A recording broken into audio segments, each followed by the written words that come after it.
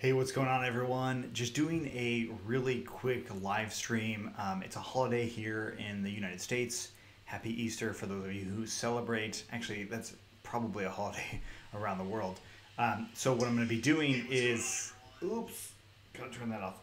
Obviously, answering your questions if you have them, if somebody jumps on.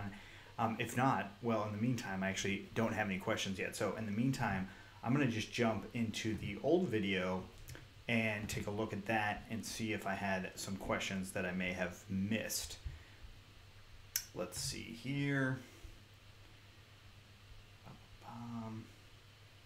Okay, so eJazz asks, hey, you've created a website in Django. It tracks the productive time of employees in an organization. Daily, at least 500 people will access the website. So what should be the configuration of the server to host it? Okay, so if 500 people are using your website, that's a good number, but it's not really that much. So just building up the basic Django and Heroku stuff will absolutely handle that for you. Like, that will just be completely fine. Can you serve the website in LAN? Yes, you can. In a local area network, you can 100% serve that. And you honestly might even get away with a SQLite database. You might put together a MySQL database or a Postgres SQL database. That might work, but I would say serving the website locally, there's just nothing wrong with that whatsoever. So the configuration, I think I just mentioned that. Yeah, so I think I answered your question. Thanks for the question, eJazz. Hopefully that helps. Next one, Jeffrey asks, hey Justin, been asking this for a while now. I've gone through all of your videos, Django REST Framework, and Angular projects. How to combine the two is being very difficult. How about a 20-minute video of how to do it? Okay, so the integration process of Django and any front-end framework is relatively simple. Basically, you want to build your API in Django, right, using the Django REST Framework, and then you set up one URL to serve one index file with your front-end framework, whatever that is, right? So if it's Angular, you have that front-end framework being loaded in through a static server, right? So you want to make sure you're using like a CDN, maybe like Amazon Web Services or something like that. And then what you're going to want to do is have your one Django URL that kind of captures all URLs except for all the other ones. This is actually a good idea. Maybe I'll have to do a video on this in particular, just like a really quick one on showing you how to do that. Let me know in the comments if you guys want to see that more. Mohammed Saad asked if there's going to be another Q&A session soon. Yes, there will be. There will be another one after this soon as well. I'm really interested in this because I've come to the realization that answering questions helps me better research and better understand more about coding, but also specifically, what you are looking for, like what you're trying to learn yourself or what you're having problems with, so I can refine my material and just make it better and release new stuff that just really clarifies things, much like what Jeffrey just asked. Yeah, thanks for the question, Jeffrey. Really appreciate it. So Veronica Reyes asks, hello, I have a question about how to apply a microservice architecture with Django. Veronica, I did mention this before in the video that you asked the question on. This is, of course, the March 31st video of 2018. I will say that essentially you're going to create an API, and then any service that you need to interact with that microservice will interact with that API. So a RESTful API, so an actual web API that will have endpoints and all that stuff to actually integrate and work with your microservice. That's the key portion there. If you have any more questions on that, please let me know. Wilson, I've taught you a lot. Thank you so much for the comment, Wilson. I really appreciate it. Hamunda, Rod, hey, why don't you use Django 2? Why are you stuck with Django 1.11? So the question is, like, why don't I always have the latest version of Django in my projects, or why isn't that out? Well, that's actually why I released the Try Django series, is to show you about the new versions in Django. And I've been doing that for a while now, so you can look back to see all the different versions. And I will say that changing to the latest version is super tempting, But a lot of times when you make a big project, it's really not the best idea to just automatically jump into the new version, whatever it is. And there's for a few reasons, one of them being dependencies, right? So if you build a project that relies on third-party dependencies or third-party packages, you're probably not going to want to really just jump into the newest one until those third-party packages move up, unless you are ready to upgrade those packages yourself, whether it's manually or sending pull requests. And I'm just not always ready to do that, especially when I'm trying to help you guys build real projects, because that's my goal. My goal is to help you build real projects using this software, not always being at the cutting edge of what that software is. Because again, I want to help you build a real project, so I don't always release a new software for that reason. The other part is Django 1.11 will actually be supported longer than Django 2.0. 2.1 will come out and that will probably surpass it, but Django 1.11 is an LTS. That means a long-term support release. So it'll have, I think, at least a year or so of support longer than Django 2.0. So keep that in mind when it comes to writing and creating software in general, right? I think that's pretty important when it comes to picking versions. Hopefully that answers your question. I'm not sure if it's the thing that you want to hear, because maybe you need to learn Django 2.0 for the things that you're doing. And if you do that, you can check out our blog. I'm going to be better about writing posts related to upgrades or changes in any given version that you might want to be aware of. At least have that as a basis before I even release the next Try Django version. Okay, cool. I'm going to answer... Oh, looks like I addressed a lot of the current questions on the March 31st stuff. So yes, it's April 1st. This is not an April Fool's thing at all. Maybe sometime I'll be creative and think of something like that, but I was just more interested in answering your guys' questions. So cool. Looks like I have some live questions now. So, and wow, right at 10:30. That's when I scheduled it. I started a little bit early because I actually don't have that much time. So I'm not going to be able to do... an hour. It's probably going to be a lot less than that. But one of the reasons I'm doing this now, sure, like yesterday was great and I had a lot of fun and there's been a good number of views and a lot of really good questions. But again, the other reason is to connect with you guys more, is to like get to know you guys better. So it's just more personal. That's kind of what I want. I think that's something that my content has going, is that it's me doing it. Right? Other people teach this, but I teach it in my way. And for me to get to know you guys better will help me teach it in my way, but specifically for you. That's kind of another point for this. Okay, so let's go to some of these live questions now. Ratan Singh. Hey, Ratan, what's up? Thanks for joining. Hi, I just started in web development as a front-end developer. I'm studying JavaScript right now. What framework of JavaScript do you suggest going ahead? Angular or React? Well, Rahan, that's a great question. I talked a lot about it, JavaScript in general, on the March 31st one. But what I will say is you should learn as much pure JavaScript as you possibly can and start there, right? Especially if that's what you're interested in. If you're interested in the front end and you don't really want to do the back end stuff, learn as much pure JavaScript as you can. Now, I realize JavaScript starts to get a little bit challenging when you start to do really complex things, where some of these libraries like Angular, like React, like Vue, like jQuery, they make things a lot easier for you. So then how do I address, like, what do you do, Angular or React? I mean, honestly, pick one and see which one you like better. I will say Angular requires you to learn TypeScript, which actually isn't that difficult. But that is something to keep in mind. TypeScript does compile into pure JavaScript, which is something that I really like about it. But again, that's an advantage of using and learning pure JavaScript itself. But I would also suggest taking a look at Vue.js, that's Vue.js, as well as jQuery.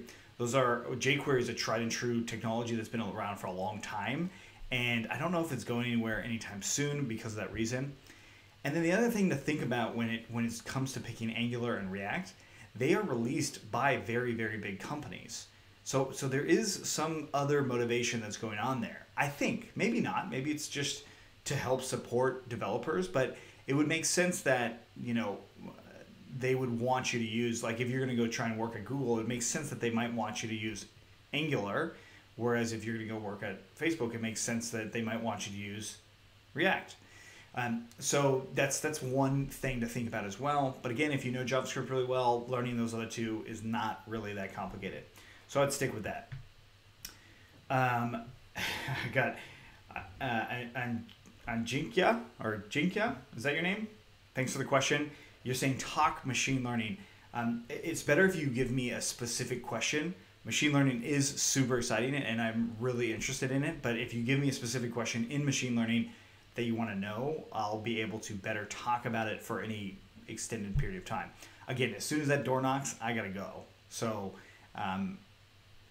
keep those questions going. Manish. Hi, Justin. You're the best online teacher ever. Thank you so much, Manish. I really, really appreciate that. It means a lot. I try really hard to be as best as I can be, or at least be better every day, because it's kind of the goal. So thank you for your help and support. Thank you for the questions. I really appreciate it.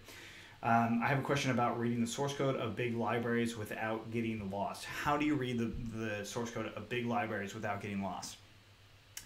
I wouldn't try to read the entire library of a big code if you can't read a small library, right? So like, let's say for instance, you want to know how Python requests work.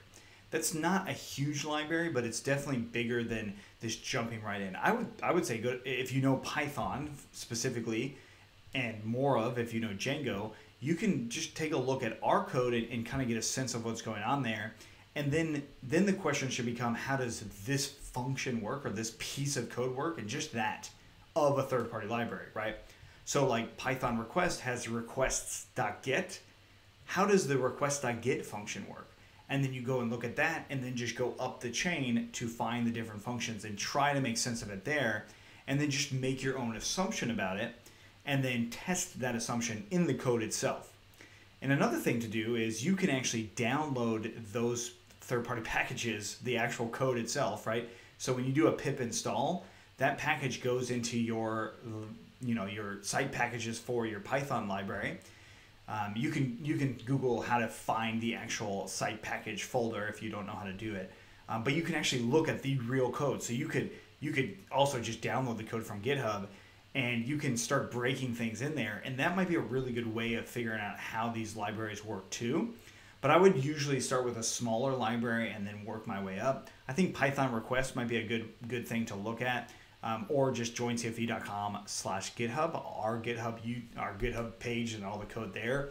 Just try and download stuff and break things. That's what I do. That's how I kind of figure those things out. Hopefully that answers your question. John Dean, single page app, would it be better to use DRF with a job framework or Ajax to load HTML from the Django template? So you want to make a single page application, and I'm actually not completely sure what you're asking. Django REST framework can absolutely use with the single page application. So, I mean, yeah, you would use some sort of Ajax or asynchronous JavaScript request. You would absolutely use that if you're using a single page application regardless. So if you clarify that question, I can better address it for you. Super Substitute asks, what version of Django do you use? What version am I using right now, like on Coding for Entrepreneurs, as a production version? I believe I just changed it over to Django 2.0, but it's also using Django Channels 1.0. I think it's like 1.5 or something like that. And I will be implementing Django Channels 2 once I have a better grasp of exactly how it's working, and they release a few more things, because there's little bugs that they've been releasing lately, or fixing lately. So, yeah. John Dean says, learn scalability. Yes, learn scalability. I agree with you, John. Thank you for that statement. If you ask a question, it's a lot easier for me to know what you're trying to say, like in a form of a question. That really does help a lot. Abishkit, sorry if I'm pronouncing it wrong. Let me know how you pronounce it. You said that you're mostly an algorithms and network guy. Would you ever consider to make an algorithmic videos or Python GUI dev series in the future? Yes, I would consider doing that, except that Python GUIs, a lot of the frameworks that are out there for it, I think are just a lot harder than they need to be. I mean, honestly, like using something like Ionic for your front end is potentially a lot better, and then having, a Django REST framework backend might be really good. But then again, that then requires you to know all of this other technology. So perhaps that would be a really good thing to do. I haven't heard a lot of requests for that. Like people aren't asking for those specifically, so I haven't really spent a lot of time doing it. Let me know if you can clarify what it is that you're looking to build in a Python GUI. I think it's interesting though. So Ajdula, sorry if I'm pronouncing your name correctly. You're asking me if I can tell you a little bit about Django Channels. Well, the newest version of Django Channels uses asynchronous code. So what that means is with synchronous code, you run everything through like linear. You run through it linearly. I don't know why I can't pronounce that right now. You run through it step by step, right? So it goes in order, and the process requires the previous process to finish prior to executing the next process. So what Django Channels does is it allows you to have multiple processes working at once, and use, similar to like JavaScript where there's callbacks, you can use something to actually wait on another process, and they run asynchronously. So you can actually run multiple things at once, and Django Channels allows you to do that inside of Django in a much different way. So that's actually really, really cool with what's going on there. There's a lot more to learn about Django Channels, and it's something I do intend to cover. But first, I'm going to do stuff related to async IO, because that is also an asynchronous library for Python. Okay, so Rahul, hello sir, I'm from India. Hello Rahul, I am from California in the United States. And you are an MCA fresher. What's an MCA fresher? I'm actually not familiar with what that is. Please let me know. Frank, subscribe to your channel after watching Kazi's interview with you. Greetings from Russia. Hey, thanks Frank, appreciate it. I'm glad to hear that. I'm glad to have you here on YouTube. Really curious to think what you thought of that interview. Like, did I miss something? Was it not clear? Let me know. Because it's always about improving, So looks like you guys are talking to each other on here. Good. Frank, what is the best sites in your opinion for a beginner freelancer? Frank, this is a good question. Like, where do you start freelancing and getting positions and jobs? I actually really like Upwork.com. That's a really good freelancing site. Now, to make yourself known, it's a little bit more challenging, right? So like, how do you actually find clients and all that? I think doing as much as you possibly can that allows somebody to search your name on Upwork and find you all over the internet. So like, if you're Frank Drebin, hopefully you own frankdrebin.com and you have a huge portfolio of things that you've done there, or even some portfolio. And if you don't have one, just add a bunch. Maybe include your GitHub link as well, and just get your name out there as much as possible by releasing free things.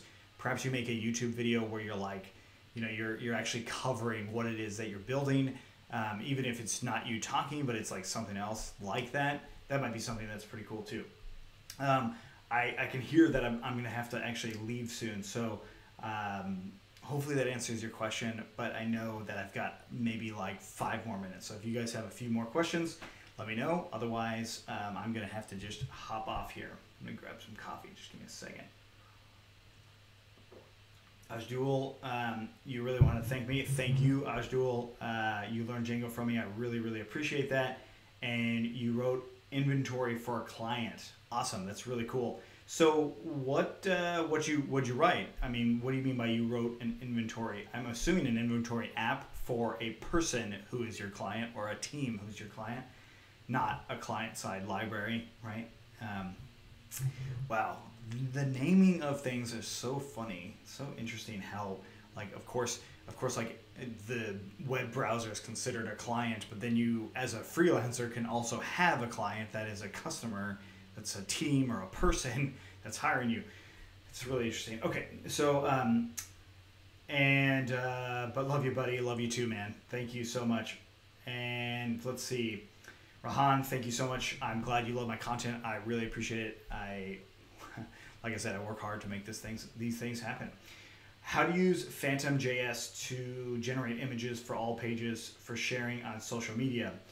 How can we save it on Heroku? Ollie, thanks for the question. I don't really use Phantom.js a lot, but I would imagine that their documentation is pretty solid. What do you mean by generate images to share on social media? Like, is it in lieu of using something like Photoshop so you can use that?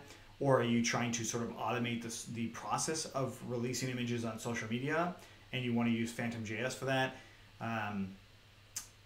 Check out Buffer, Buffer, I think it's .com. They have these automated social releasing things that are out there, and I've heard good things about it. So definitely check them out. Victor, hello from Louvre. Did I pronounce that right? I actually haven't seen that. LVOV? That's interesting.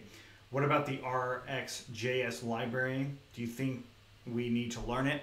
Yeah, it's probably useful to learn. I actually think that I need to do more research on it because it's a lot of new things that, like observables, stuff that Angular uses a lot of. So I actually think you would probably learn a lot more about RxJS once you implement it in a real project. So it's a newer library and it's definitely very popular, and Angular uses it a lot. So yeah, it's probably worth learning if you want to get into Angular especially. I would imagine React uses it a lot too. And this is why actually knowing just pure JavaScript will help you a lot in learning these new libraries, because you can see those things in action and see what they mean outside of a framework. But you're really gonna see. I think it's important to learn things when you need them, right? I don't think you should spend a whole lot of time wondering what I should learn. Instead, you should master, if you don't know anything, master one programming language and just get really good at that, and then learn things as you need them. So if you have a boss or a client, or you have a project that needs a specific kind of technology, that's when you learn it, and that's when you spend as much time about it as possible, and consume as much about it as possible, and then ask a bunch of questions about it, and then you'll have a much better idea of how to use these things in context to the greater picture of software. That's what I think, at least. I mean, if you're just interested in it, then I don't think you would even listen to that question anyway. Thanks for the question, though. I really appreciate it. Ollie, another question. Can you make a series where you show people who saw your videos and make a profitable websites using Django? Who saw your video? Oh, so you're saying like who's learned from me and been able to make money using Django?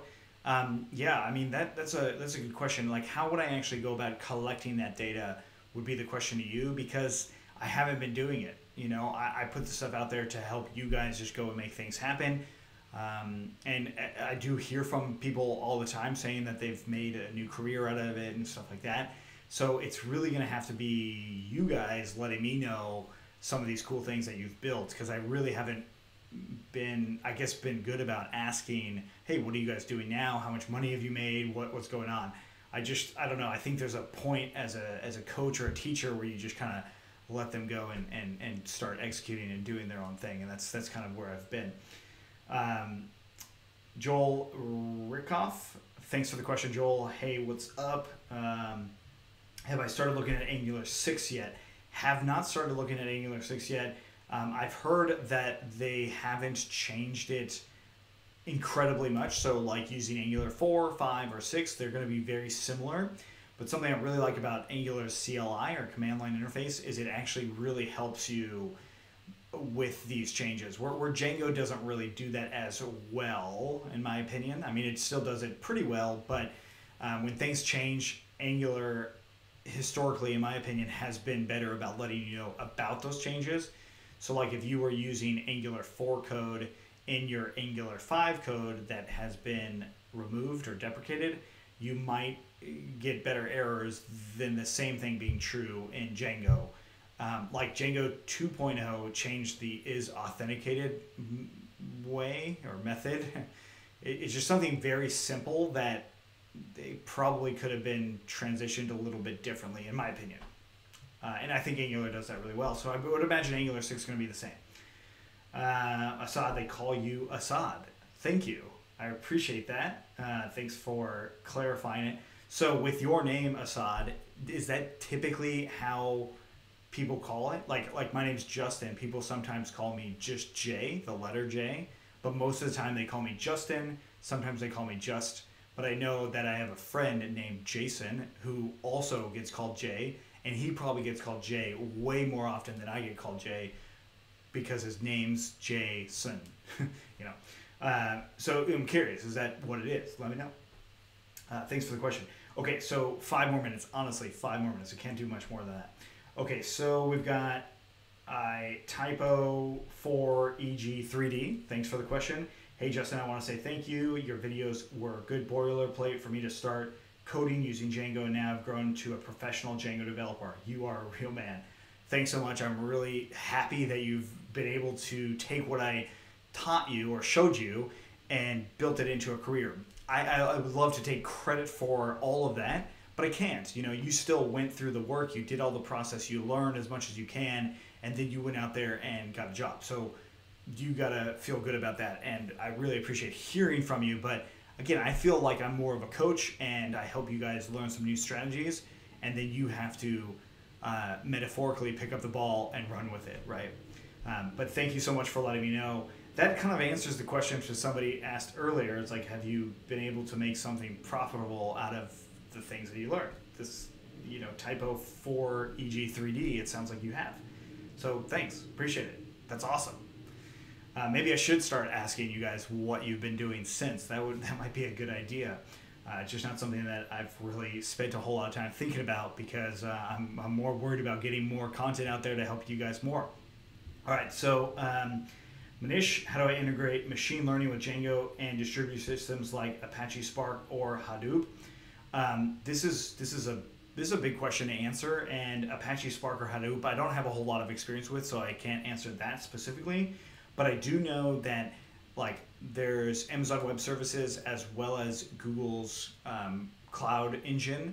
I believe you can use both of those things, and they have APIs to do everything that you just asked me about in production. You wouldn't have it inside of the Django code most likely, or you could build your like a droplet on DigitalOcean and have a server that's dedicated specifically to those things, right? So if you're doing machine learning, you would build a microservice with an API that Django would then call. You don't want to put too much stuff into Django because it might really slow down your main process, which is what your users interact with, and that takes things way too long. Hopefully that answers your question. Local boy Vijay, what's up, local boy Vijay? Hey, how's it going? Thanks for your online tutorials, and I need a brief explanation about Python with AI concepts. So Python has become one of those dominant things that is being used for building like somewhat artificial intelligent things, right? So it's actually using a technique called deep learning. And you can look up things like TensorFlow and Keras, which uses TensorFlow, or PyTorch, PyTorch. These libraries, what they do is they do calculations on any given input, and they do a lot of them, and they do a lot of them again, and they do it multiple times to start making sense of what's going on, right? There's a lot of math to it to make that happen. And Python has become the dominant source to do these things for deep learning specifically. Now, machine learning, there's other items there called scikit-learn, which is not always the same, but a lot of times it's analyzing some of the raw input data. So if it's an image, it's analyzing the actual RGB values or the 255 values, the actual numbers behind each pixel or the pixel value, and it actually turns that into some sort of array or mapping of data, and then it does all these sorts of calculations on that data to eventually make a prediction about it. And that's the Python's role in all of that, is just really coordinating those pieces to make those calculations happen. So hopefully that helps answer that a little bit, but it is fairly complicated, and I wouldn't say that if you're just learning Python or if you're just learning how to code, jumping into something like TensorFlow or Keras is a good idea, because they are challenging. I mean, if you're a mathematician, maybe it's a little different because you already know the concepts behind the mathematical calculations, or you could probably pick them up really easily. And then using something like Python is really not that hard, because Python's not that hard. That might be a little bit easier for you to jump in. But for those of you who are, web developers and you don't have a really solid math background, jumping into deep learning specifically is fairly challenging, I would say. Cool. So guys, I'm actually going to have to answer one more question. So I'm going to just scroll down and get it to Yogesh. Yogesh asks, what is the best programming language to start now? So what is the best beginner's language or advanced person's language? I would say Python. I mean, if you don't know Python, learning it is really good. It's because I just got done talking about AI. Learning Python has applications across many different spaces. JavaScript is also, so that would be my second one. If you don't learn Python, learn JavaScript. And that is not Java, that's JavaScript, specifically JavaScript, it's one word. You would learn one of those two, but I would say Python because it's really good for beginners, but it also works for experts at a very high level, for experts to do a lot of really cool things, such as animation. Pixar Studios uses it for animation, or they have used it for animation. NASA and SpaceX have used it to launch rockets. And then we just got done talking about AI stuff. A lot of companies are using it for AI. But then again, you can use it for web development. You can use it for IoT devices. I think Python's a really, really good choice to start with. I'll answer one more question. Sorry, there's just too many questions to not be able to ask some more. Thank you guys so much for the questions. I actually really enjoy doing this, and I'm definitely going to do a lot more. So make sure you click the notifications to get when I schedule the event, because I like to try and schedule it at least a little bit in advance so you guys can get something out of it. Okay, so Fajul Islam says, hello, Justin. Thank you for your contents. Helped you a lot. You're welcome. Thank you for watching. I really appreciate it, and thanks for your comment. So how much programming is important in web development? How much is programming important, or how much programming do you need to do to make web development happen? So if you want an app that's smart, like if you want a website that's smart, as in it remembers things and can learn and get better, then you absolutely need to do back-end programming. You absolutely do. It's just plain and simple.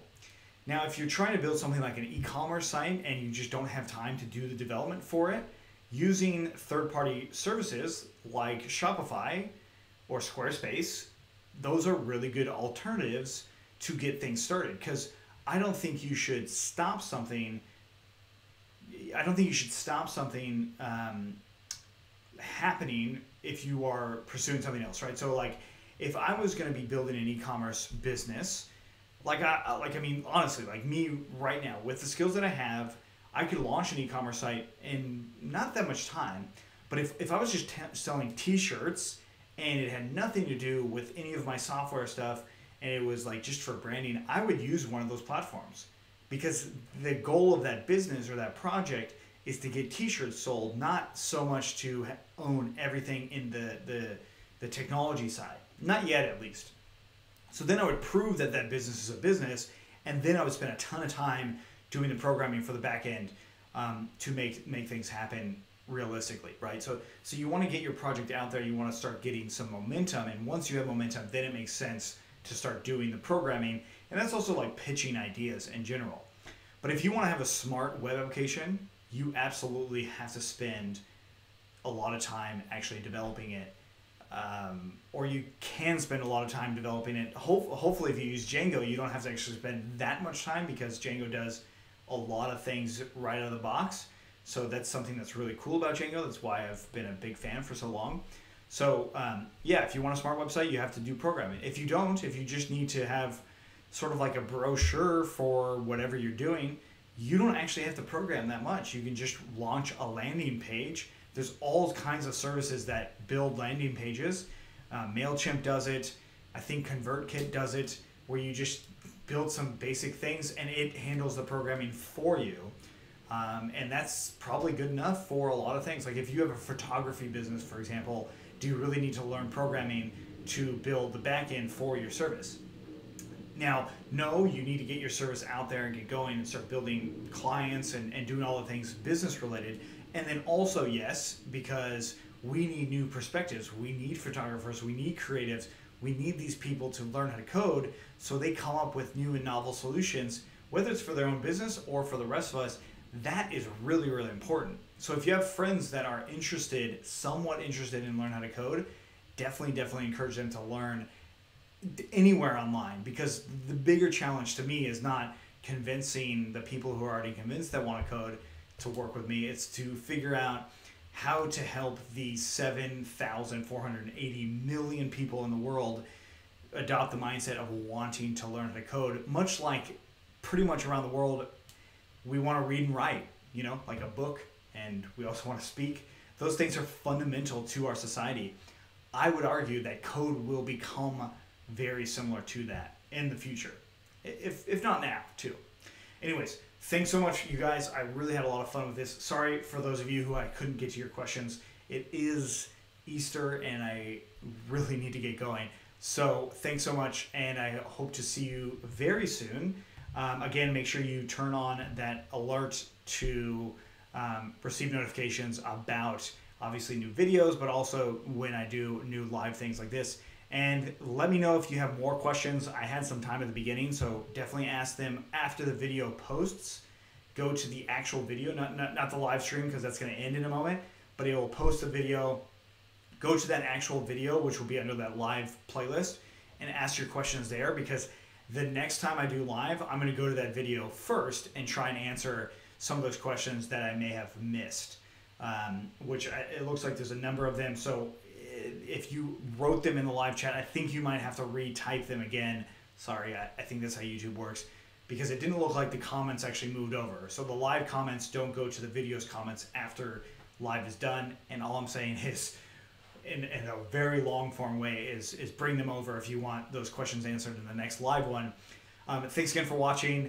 So excited to have you guys here, and I'll see you in the next one.